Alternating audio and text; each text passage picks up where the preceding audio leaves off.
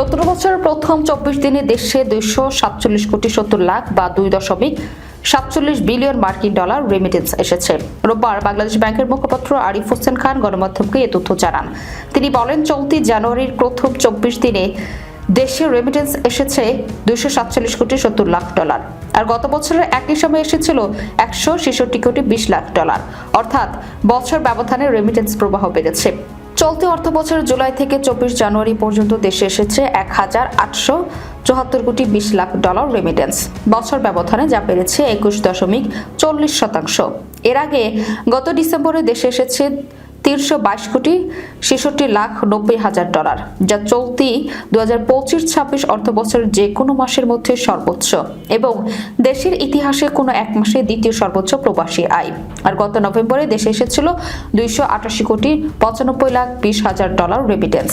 গত অক্টোবর ও সেপ্টেম্বরে দেশে এসেছিল যথাক্রমে 256 কোটি 34 লাখ 80 হাজার ও 268 কোটি 58 লাখ 80 হাজার মার্কিন ডলার রেমিটেন্স।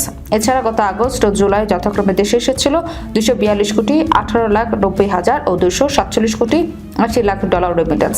এদিকে গত 2024-25 অর্থ বছর জুড়ে দেশে প্রবাসীরা পাঠিয়েছেন 30.32 বিলিয়ন বা 3032 কোটি 80 লাখ মার্কিন ডলার রেমিটেন্স, যা দেশের ইতিহাসে কোনো নির্দিষ্ট অর্থ বছরের সর্বোচ্চ প্রবাসী আয়ের রেকর্ড।